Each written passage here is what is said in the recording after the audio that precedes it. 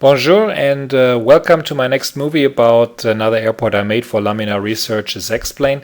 And you may have guessed already, we are in France today. I worked on this airport for the last 4 months, started it early January, it's now late April, and today I think it's finished. Well, you know, these airports are never really finished, you can always keep tinkering, but for all purposes, it is finished. We are at LFPG, Paris Charles de Gaulle, and you can see that this huge airport has a little helicopter apron, little helicopter terminal. I never knew this myself. I flew to this airport in real life, well, probably more than 100 times, but I was not aware that they had a little runway here and a little pad with 2 parking spots for helicopters.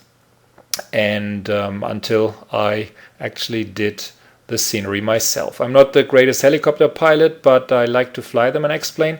And here's the new S-76 default helicopter included in X-Plane 11. And if there's one thing that X-Plane 11 does well, beside the lights, of course, it's also the helicopter aerodynamics and physics. I think, again, just not being a helicopter pilot, just flying boring airliners myself, but I think these helicopters work very well in X-Plane. Here we go, gear up, and we're heading off towards the west, towards the sunset. It is late afternoon here in Paris, and I'm switching to the Shift 6 outside view, and you can see the reflections there on the helicopter. A great new feature in X-Plane 11, just splendid. We're heading towards Terminal 1. The airport was built in 1976, and this terminal is supposed to be really stylish. It's supposed to resemble an octopus with its 8 or actually 7 satellite terminals that you can see there. The eighth arm being the access road. We're heading west towards the maintenance facilities and the FedEx cargo facility. Now, one thing about this airport is it is huge. It spans a big area, and I've flown there many times, but I've only seen a very small section of this airport. We usually land on the northern runway, taxi to Terminal 1, and then go back the same way, and I've never really been to the south side or to these areas back here where Air France, of course, and some other airlines have big maintenance facility. Here's the FedEx terminal facility where they do the cargo, and there's another huge cargo ramp at this airport that I'll show you in a minute.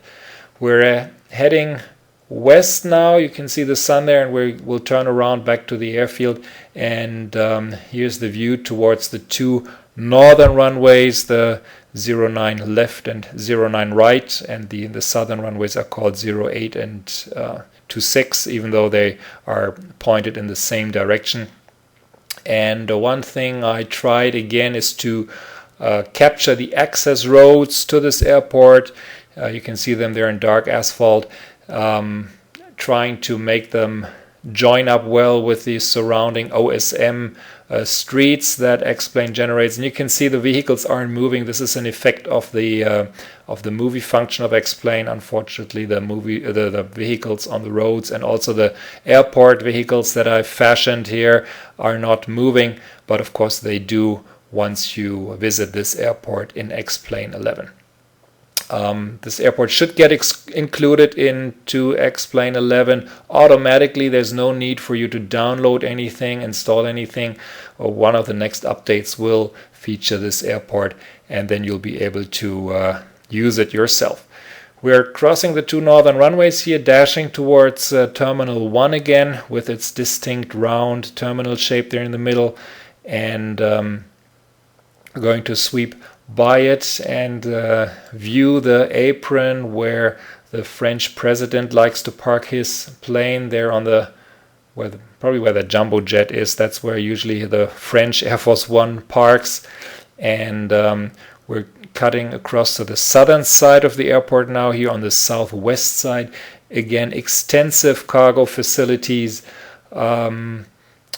I read on Wikipedia it's like the 12th busiest airport in the world cargo-wise, and the second one in Europe behind Frankfurt. And you can see here that there are certainly ample opportunities for cargo airplanes to park.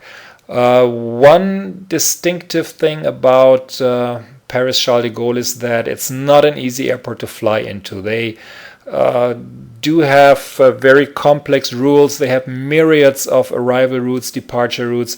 We always joke that they will soon issue a book with all the leaflets showing all these arrival and departure routes. And it's not only that they have many, they're also very, very complicated. And if children are around, please clasp their ears. But one American pilot was heard to say, after reviewing his departure route, he said to the tower, "Well, you really want me to fly this crap?" But that's the way many feel about this airport. It's very, very complex, the taxiway layout, the airplane, the arrival and departure routes. Here you can see Terminal 2E. That is the one that collapsed in 2004. And of course 4 people were killed. A very bad situation there. They rebuilt it since, and it's been obviously pretty sturdy ever since. Here you can see the 2 sections they attached to Terminal 2 to harbor the very big airplanes that now serve this airport, A380s, 747s of course. And there's the little commuter terminal that is servicing the shorter range flights. We're now on the very eastern part of the airport, heading towards the east with the sun on our back, and we're going to bank to the right here and cut back towards the airport. And you can now see the 2 southern runways. Those inner runways are really, really long. They're over 4,000 meters. They are they're used for the long-range aircraft departing this airport. And of course, the one that you can see now was also used by the ill-fated Concorde flight that crashed in 2000. And they took off just the way that you're viewing it now here on runway 26 right towards the west. And I'm going to advance the time now so that one of the strengths of X-Plane can show, and that's of course the night lighting. Again, you can see the access roads there down below, and now the lights come on, and you can see the Paris Le Bourget airport in the back and left with a little flashing green-white light. That's where they tried to land the Concorde. Of course, they never made it, and of course that's also where Charles Lindbergh landed after his attempt or after he crossed the Atlantic for the first time. Again, reflections here. I don't have to say anything. That's pretty marvelous. Turning towards the north here, another view of Terminal 2, and we're going to fly by apron H, which is just there on the northern side of this taxiway here. And another thing worth pointing out about Paris is that they are really stingy with their taxiway edge lighting. You can see there's some blue lights. They usually only light the turns or the areas where they worry that someone is going to run off the taxiway, but on straight and on straight sections they only have the green center line lighting. So this is intentional. It wasn't me being lazy. I just try to fashion it just as the real airport has it. The sun is set and is below the horizon now. We are flying across the northern de-icing pads that you can see there lit below. And there's again Terminal 1 in the background with its unique ways of parking these airplanes. You can see them lined up behind each other. So if the front one wants to leave first, they need to get pulled out because the jet blast might damage the one behind it. And here on the left side is the apron for the tourist flights, for the charter flights. Now we're going to land back at this little helipad here, and this pretty much concludes our tour of Paris Charles de Gaulle. Again, it should be added to X-Plane within the next few weeks, I hope. And I hope that you like this little preview and that you won't laugh at my attempt at landing this helicopter.